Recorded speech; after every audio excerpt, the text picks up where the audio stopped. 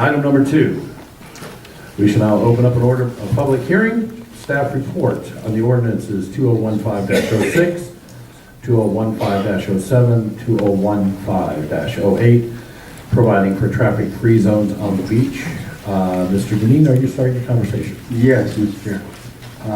Item number 2 is actually, this is ordinance 2015-06, is I'm going to bring forward a discussion that actually is in response to the April 2nd meeting where we were directed by the county council to look at this whole concept of a traffic-free zone and also the opportunity for people to bring forward applications for luxury hotels within that zone. This discussion on this ordinance is to allow resort hotels on a defined area from University to Silver Beach to request car-free zones behind such hotels if certain established criteria are met. This ordinance amends Section 20-173 of the Beach Code by establishing conditions under which the County Council will consider implementing traffic-free zones to encourage economic development between University Boulevard and Seabreeze Boulevard and between International Speedway Boulevard and Silver Beach Avenue.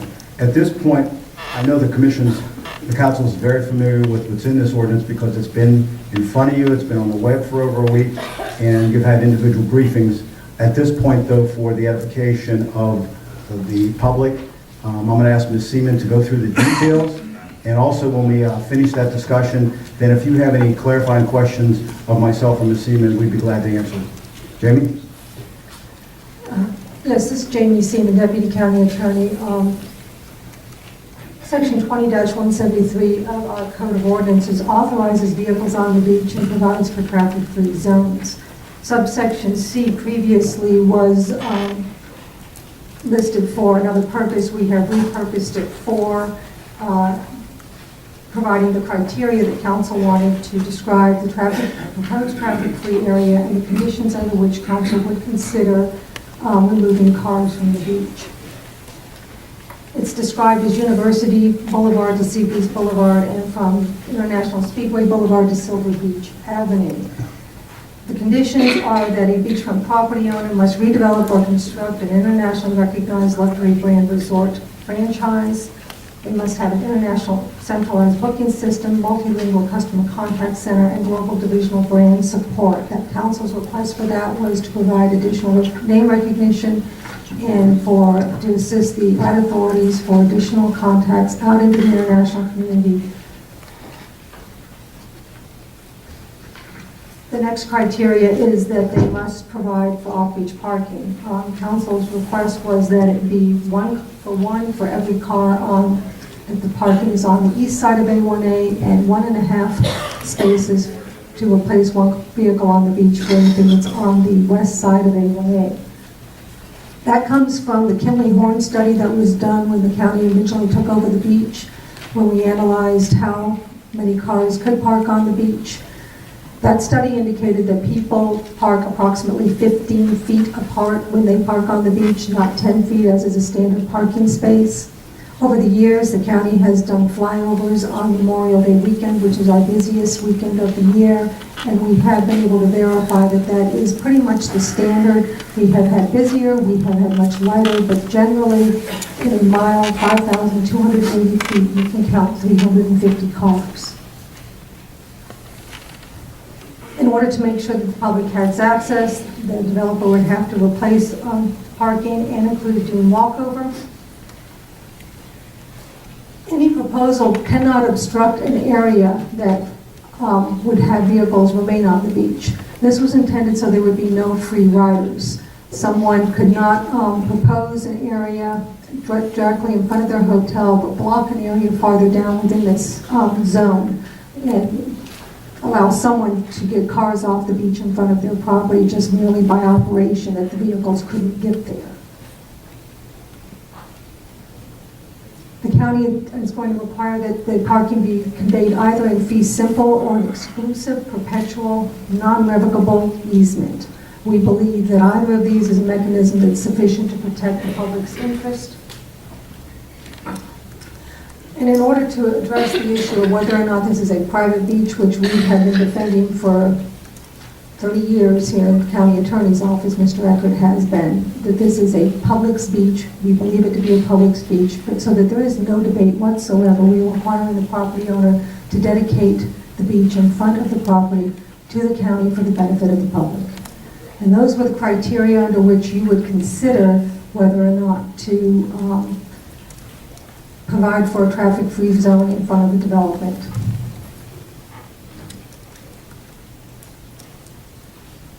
Any questions?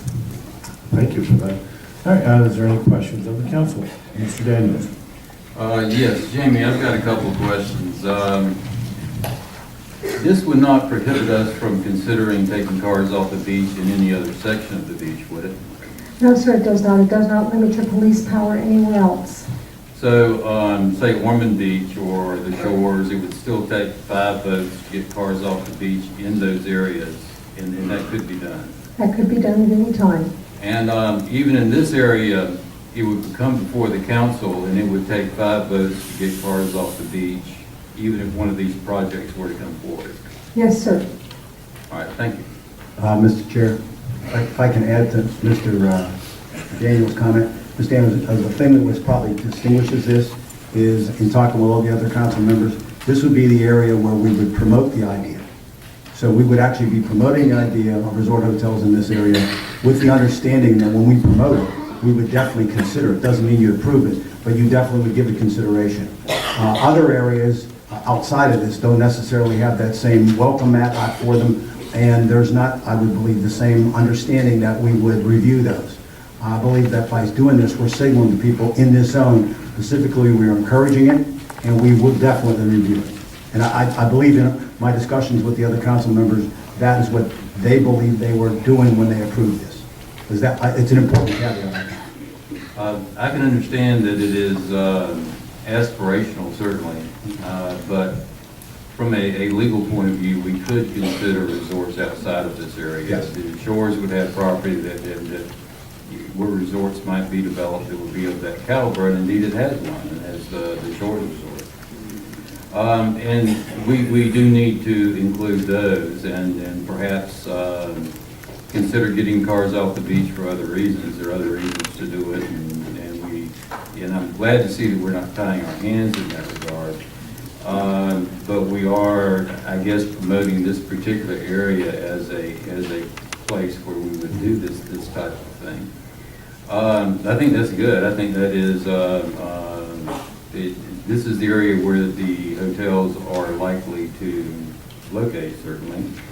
But still, they'd have to come here and get 5 boats, and they'd have to run a gauntlet that Henry has run, Henry Walpon has run, and it would be difficult on them. But thank you for your comments.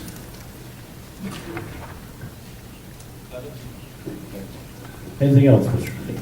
No, thank you. Is there any other staff reports? Seeing none? We will now close the staff reporting section of this public hearing. Oh, we gotta go through all, okay. It's all one public hearing for all the pieces of the list. Yeah, when you said, are we done? I meant, I had no more comments on that section. Okay, We'll go to so the we next. got to go to each single. And we're gonna discuss each one. Sorry about that. Sorry. You still have one then? All right. Ordinance 2015-07, if approved, implements a traffic-free zone in front of the former Desert Inn, which will be redeveloped into a Western Hotel. In the audience today, in case you have any question of the explanation I'm going to give, Abbas Abdul Hussein, Don McCormick, and Jim Morris are here in the front row, and if need be, they can answer any questions. The applicant, this application, which Ms. Seaman will review in detail, and there's a lot of detail to this that she'll go through, and there's an aerial, generally describes the condition of the investment that the Desert Inn will make, along with the provision for 27 spaces, which is the spaces that they're asking for us to take away from behind the hotel for driving. The attempt to get to 27 spaces, and I'm happy to say that I have something to bring forward today that I think will please the council. As you know, in the earlier discussions last year, this whole issue about where the spaces are going to be became an issue. And originally, when this applicant was, before he withdrew his application, put forward, and even in the case of Hard Rock, it showed spaces being on the west side of A1A. I know from both the public comments and from the private discussions with all the council, they absolutely, if we can make it happen, want the spaces to be on the east side, so that you don't have to cross A1A and make it more convenient and safer for people. That being said, and given the fact that I have both the authority and the direction of the council to purchase property for off-beach parking, I had a discussion, a very positive discussion with these same gentlemen about the 27 spaces. What you have before you, in addition to this ordinance, is a contract.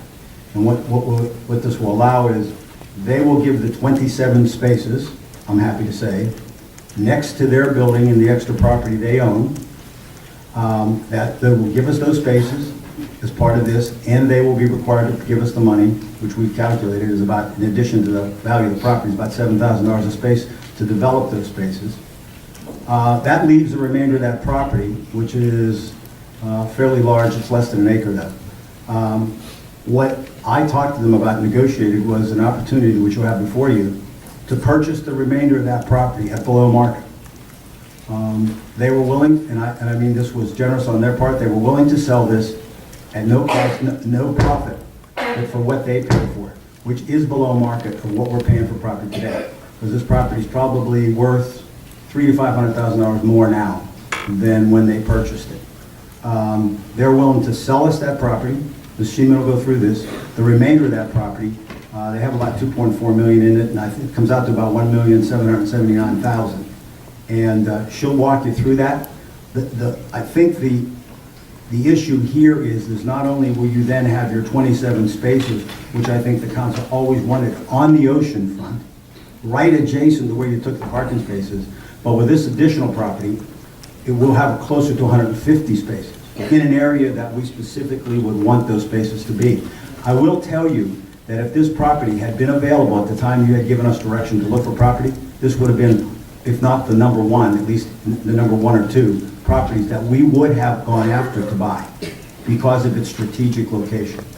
So what I think you have in this sense is them giving us the 27 spaces, I think, really deals with what the council intended when they wanted the spaces on the ocean. But I think the opportunity to buy at below market the rest of the property and allow us to do it, and we're going to try and do it as one PUD so that we can eliminate any unnecessary setbacks and maximize the number of spaces, is in the best interest of the public, not only in terms of the cost of the property, but also in the usability and the number of spaces we'll have right on the ocean, which will be ours forever and won't be affected by tides. With that, Mitch Seaman can walk you through the details, and I think she'll walk you go through what they're required and what they're going to put into the hotel in terms of investment. It's very detailed, together with the whole issues behind this property. Seaman? So if you could put the overhead up, please. The All Desert Inn proposed western project is just to the south of University. It's about 300 feet south. What we would be doing is we renumbered the code to provide for the criteria that you just went over in Ordinance 06. We renumbered the traffic-free zones as letter D.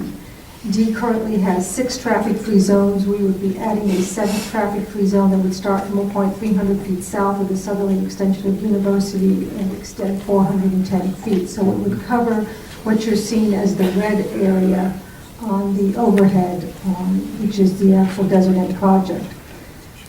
The ordinance has been slightly amended since it was published, but it's well within the title's definition. There was a request that we identify the exact parcel numbers upon which the off-beach parking would be provided, and we have done so, and that is highlighted. We also reiterated, even though it's set forth in the conditions, that the parking would include paving, landscaping, and stormwater. The conditions under which the property owner has to come in compliance prior to the cars coming off the beach are attached as a guarantee of performance. This is very similar to the way we do plat vacations, where we're requiring certain acts to occur prior to our releasing the public's interest. conditions include the hotel as what has been described. It goes into greater detail as to the fact that they have to market to the upper scale of the segment. It provides details of what they must have inside their hotel, and this must be certified by the franchise brand 30 days prior to the cars coming off the beach. They're listed on page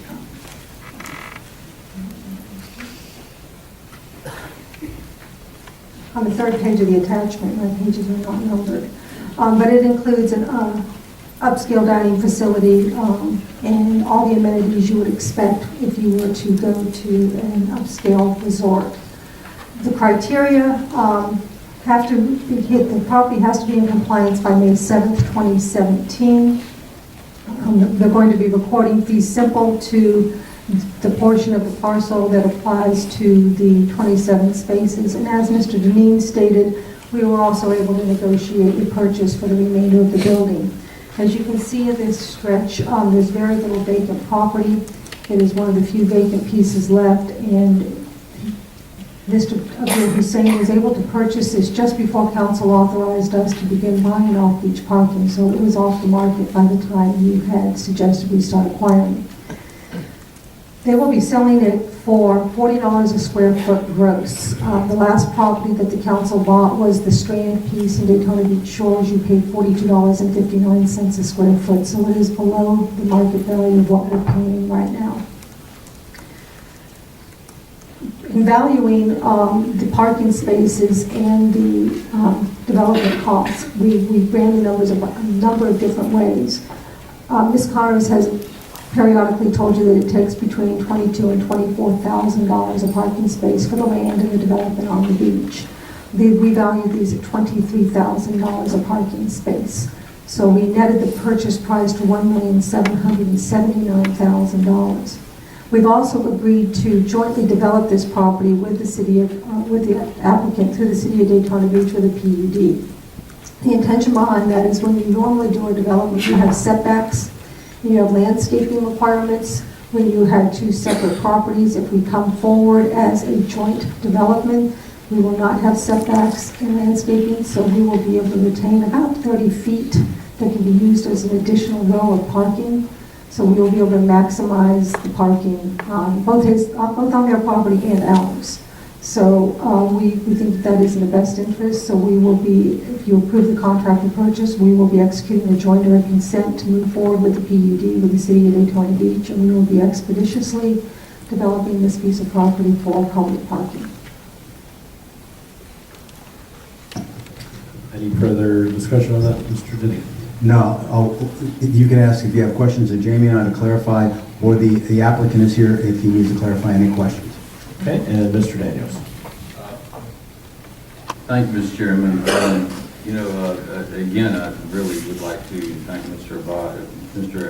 Abdul Hussein for making this offer available to the county. This is very unusual that somebody would do that sort of thing, and you're the kind of corporate citizen we want here. You proved to be a gentleman throughout the entire process, and I applaud you. And having this parking right on the beach is terrific, because we hear a lot about people taking their things across the street, and this would prevent that in this instance and provide greatly more parking than you'll be taking off. The one thing though that I'd like to ask Jamie is, it seems that if we wait until they complete the hotel, that their rights are contingent and not vested. Would that be right?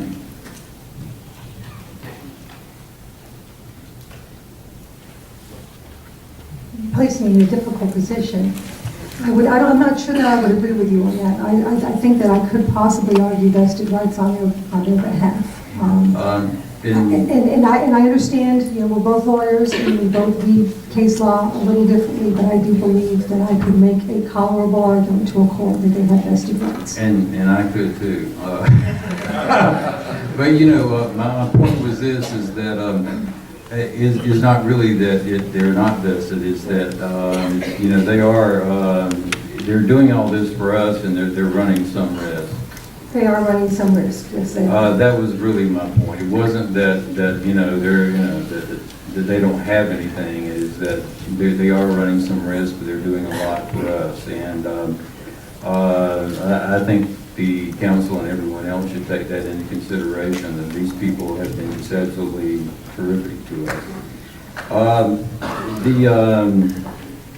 What effect would you think the referendum would have if the referendum were to pass and be upheld? Well, first, it is the very strong opinion of the county attorney's office that the referendum as drafted is unconstitutional. And so we do not believe that it is valid. So again, you're putting me in a difficult position of a hypothetical. But if there were some sort of referendum that would be valid, again, there's an ex post facto issue. Council will have already made the decision, and to have a charter amendment reach back almost a year and a half to strip someone of their rights, I think, would be very difficult for a court to enforce. The other thing too would be, let me ask you this, if they get the project done before the election, cars come off the beach, there's a state statute that kicks in that says the cars cannot come back on the beach, it would seem to me they would be gold at that point. That would be my opinion as well. Okay, so as long as they get it done before the state statute, before the election, they're gold at that. They've got the state statute as protection. I believe so, yes, sir. Okay, thank you. Mr. Chair, there is one thing I need to add, because this was a concern on parking. Just to clarify, I didn't say this, which is that while this parking would be next to the hotel, it's completely distinctly separated. There'll be a walkway, there'll be landscaped, there'll be an access point that'll make it easy access for especially for anybody that's handicapped down to the beach. That will all be included, but it will be distinctly separated from the hotel, and the hotel owner and we have agreed, and he's agreed, and it's in the conditions of this implementation of this ordinance, is that we will, because it's our property market, it's not for hotel patrons, and he has agreed to put into his literature, make sure his people, his clients know that it's not part of the hotel's parking. So, and we know that we can, and we feel very comfortable that the issues would really be around holidays if you have an enforcement issue, and I know I can enforce it then. So he's made it clear. So, because I know that was a concern some of the council members had. This will not be spillover parking for the hotel. All right, thank you. Mr. Lauer? Thank you, Mr. Chair. Just wanted to ask, I guess, Mr. Deneen, would it be a fair assessment to say that the handicap access after this project is done would be greatly enhanced from what is currently there? We believe so, especially for those people that choose not to drive onto the beach. Now, there's a lot of people that, because of the type of vehicle they have, or we have conditions, obviously we're going to have a ramp. There's an opportunity the council's talked to us about at certain places to even go back to providing some of the wheelchairs that we once did. Interesting to note, while this is just a theory, my staff has come to me, and Ms. Carnes especially, and there's a little piece of driving beach that's between University and where the Westin would be. We actually looked at if it would make sense, making that as an experiment, because it's so small, a specific handicap driving area. So actually for handicapped people, we thought we could, because it might be, we thought it would be a good experiment. I'm not going to commit to this at this point, but we do think that it would make a lot of sense to give it a try. So we may be able to actually make that little piece specifically for people that have handicaps. Thanks, sir. Ms. Kuzak? Thank you, Mr. Chair. Mr. Deneen and to staff, I think that we have a true partnership in this commitment. I, being a healthcare professional, my primary concern is the Americans with Disability Act, and I think that you have reiterated here that we could be in compliance with all those things that are necessary to provide safely access for folk with disability to get into the beach. Would you say that is correct? Absolutely. And so I applaud the partnership that we are trying to develop here, and I think that it is good government in our behalf that we would do what is necessary to make sure that we always have access to that beach. Thank you, Mr. Chairman. All right, thank you, Ms. Kuzak. Is there any other council questions? I would like to make a statement, Mr. Deneen, that please bring that idea up later. And I think that would be something we should definitely look into. That sounds like a very unique and sounds like it's a great idea. So, Thank you. all right, no other comments from staff on this particular issue, so we will now move on to item 2015-08. Thank you, Mr. Chair. 205-08 implements a traffic-free zone in front of proposed Hard Rock Resort and Residence. Once again, I will rely on Jamie to go through the details.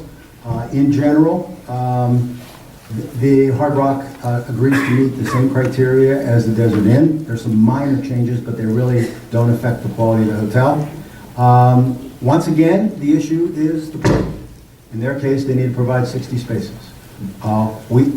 Excuse me. Wherever Jeff is, can we get Mr. Deneen a new microphone? That's popping really bad.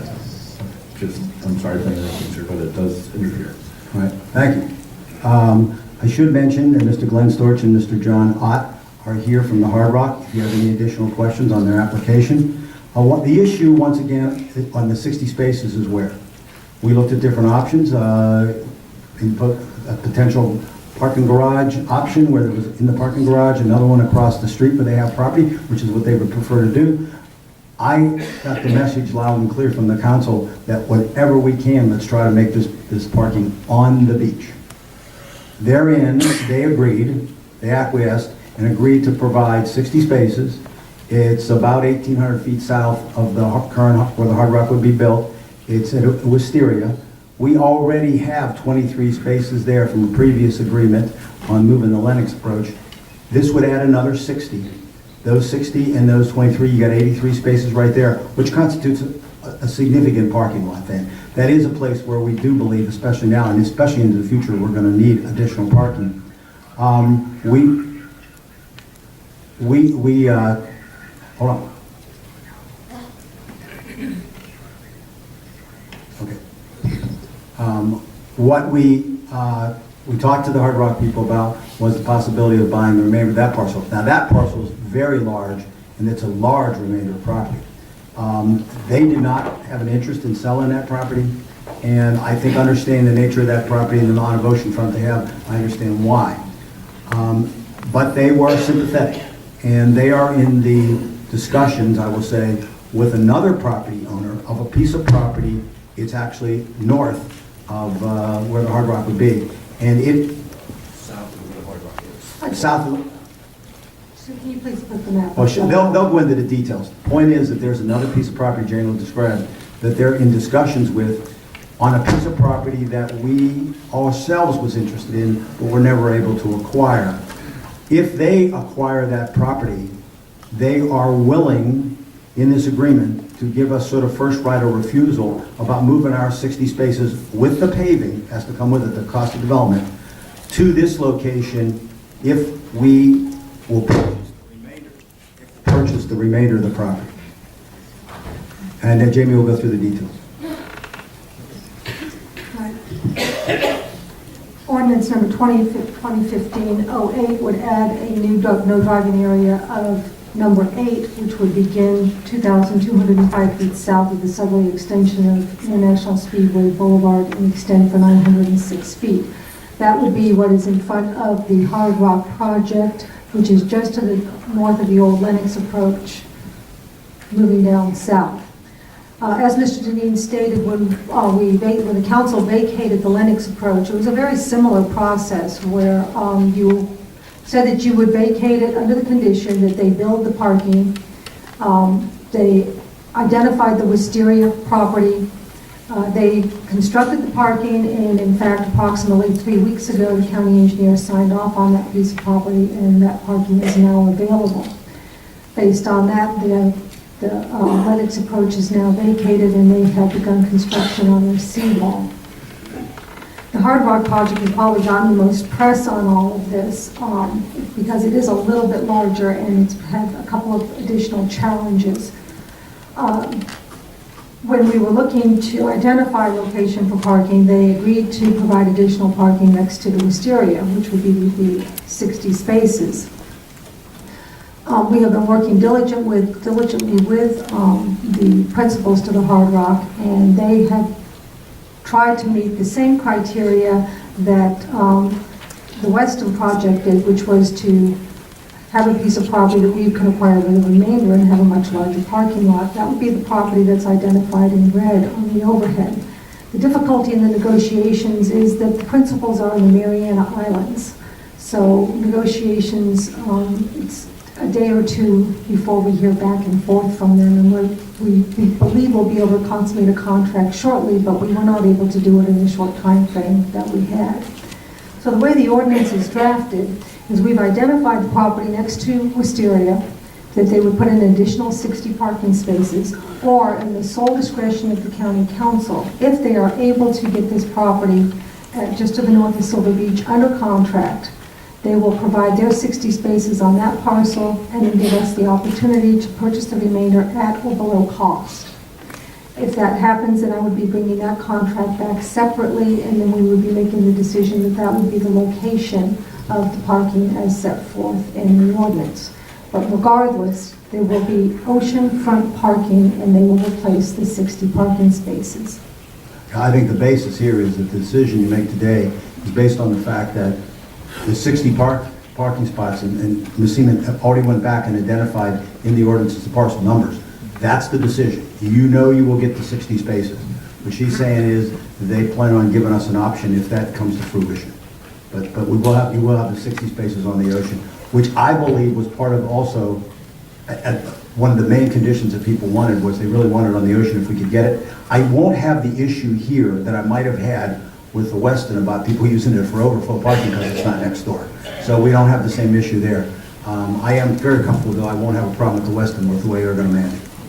Now, with this, Mr. Janine received a letter from the principals of the Hard Rock that I provided a copy to you all, where they explained to you the process that they've been going through, the difficulty, but that it is their sincere intent to complete that purchase just to the north of Silver Beach and to provide that to us as an opportunity, which if that does, it will come back to you separately as a contract.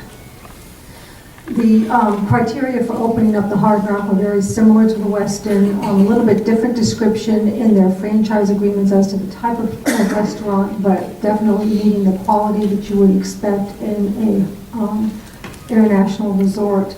All other criteria, again, sometimes the franchise language is a little bit different, but the finishes will be of the appropriate type.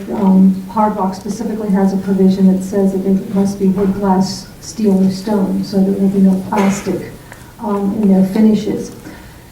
One of the things that I've been asked repeatedly is, well, how do we know that once everything's done that the Hard Rock and the Weston will stay? Well, we can't promise anything, but these franchise agreements are extremely expensive to purchase. The initial down payment is in the multi-millions. The annual payments are in the millions. You do not invest this kind of money into a property to gain that franchise flag unless you sincerely intend on maintaining that flag. We have seen over the years properties in Daytona Beach with an international flag be sold to another international flag. However, that still maintains the quality of the resort. Once you invest in that kind of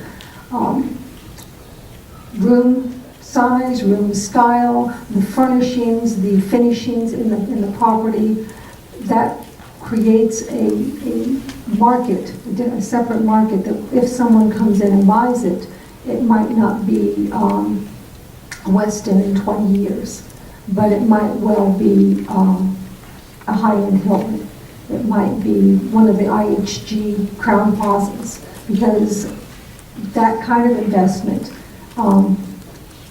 attracts the higher-end international franchises. So can I guarantee it? Absolutely not. Do I think it's going to continue? Yes, because we saw that with the Marriott in Daytona Beach. It went from a Marriott to an Adams Mark to a Hilton. It did not drop down to a Comfort Inn.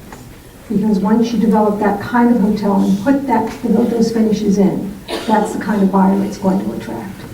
I think if you had a weakness, it would have been if you took the parking lot or the driving parking before they actually made the investment. I think Mr. Daniels talked about risk.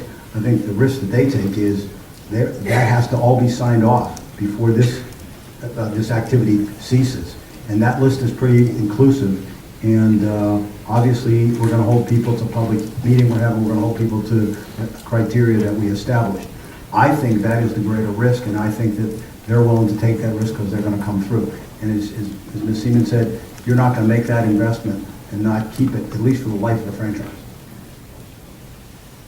And I think that comment, I know was a concern of some of the council members, and I feel that we've addressed it.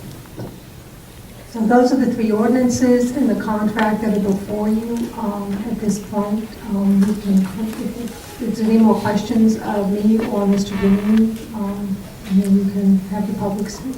Okay. Mr. Eckert, I know she turned your line on. Do you have or are you willing to wait in line for the council? I was going to further address Mr. Daniels' question, but I think it might be appropriate to wait until after the other council members have comments. Okay. All right, then we'll start off with Ms. Denny. Thank you, Mr. Chair. Just points of clarification. We've touched on some of them, but I want to thank staff for identifying the parcels and the constant tweaking and clarification that I have asked for, and I know my colleagues have asked for, so thank you for that. And delineating in the guarantee of performance that which was stated. I'm not like my colleagues, I am not an attorney, so when I read the contract, I want to know that it's in there. I don't want assumptions, and you've done that. Thank you, you have done that. Might be redundant, but it's in there. Here's some of my questions. I want to be very clear and on the record. Will the developers pay for the construction of the entire parking lot, including stormwater permitting? They're covering all the infrastructure. For their spaces. For their spaces. Where in the case of when we buy the other property, obviously we're responsible for our property. And that's one of the things that has changed since we were here a year ago. Correct. So that is a great position, and I thank you for working with us, because that was a concern last year, and why I voted no was because our citizens would have had to cross 5 lanes of traffic on A1A, and we would have had to improve the lot. So thank you for working with us on that. Also, handicap access, and I listened very seriously to public input this morning, a concern with that. We do know that it's going to be ADA compliant.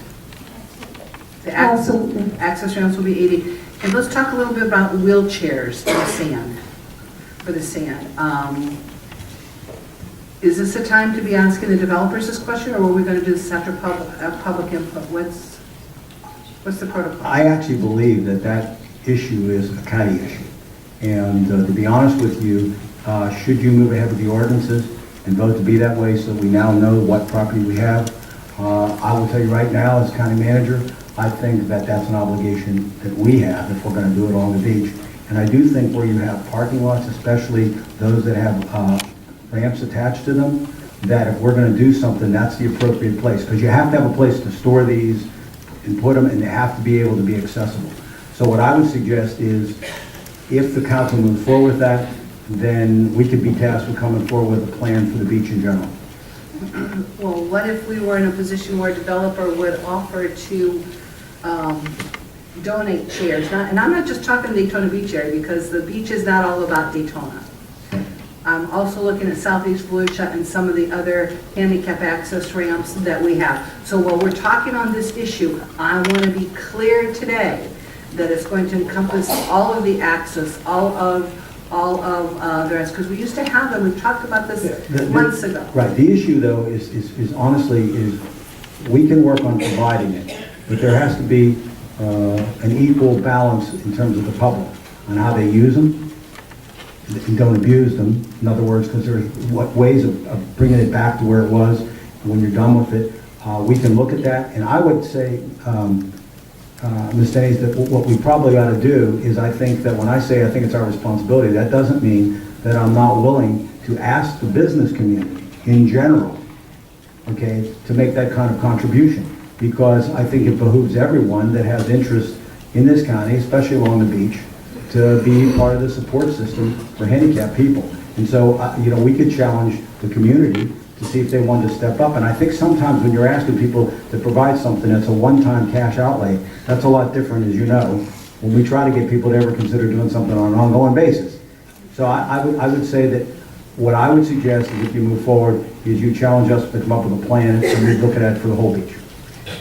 I understand that, but at the same time, today, we're talking all things beach and handicap access, and I would like to know from the developers if they are willing to partner with the county in providing ADA compliant wheelchair chairs for the access. One moment, Mr. Moore. And then we'll probably want Mr. Storch to step up and also answer that question. Thank you, Chairman. I'm Jim Morris. I represent the Desert Inn and Summit Group. And the answer to your question, Ms. Dennis, is yes.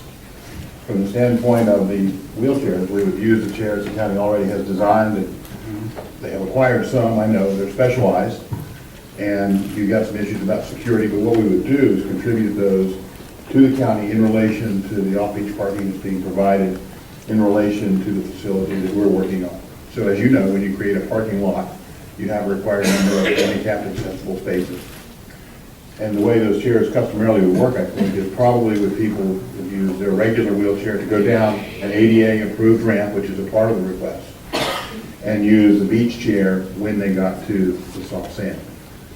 So that's an issue of how you secure them, but from the perspective of being willing to participate and not trying to take up everybody's time today to work out the details of something that has some logistical issues, the answer to the question is yes, as it relates to this particular parking facility. Appreciate it, thank you. I don't want to get into the details on that, however, but I would beg to differ with you there because you don't take a regular wheelchair down that ramp, not very far, not very long. I've done that with my father, and it's a wonderful gift to the community. These are wonderful gifts to our citizens. So the details, Mr. Morse, I appreciate it. So I said the answer to your question is yes. Thank you. And that's really all I need to tell you from that perspective, I think. Thank you, sir. And Mr. Storch, please identify yourself, who you represent, and then it's a For the yes or no record, my question. name is Glenn Storch. I represent Bayshore Capital, who is the developer of the Hard Rock Hotel and Residences. And absolutely, we have planned on donating wheelchairs both at the location and for other locations as well. Like in Southeast? Like in Southeast Volusia, yes. Thank you, sir. It's on the record, just so you know. It's on the record, and I will tell you that, like I say, Henry Walthon is very committed to doing everything he can to make this a handicap accessible beach. Thank you so much. And then, Mr. Chair, just without me getting too redundant here, developers will pay for the construction of the handicap access, and all the parking areas will be open every day of the year, correct? So they'll be open.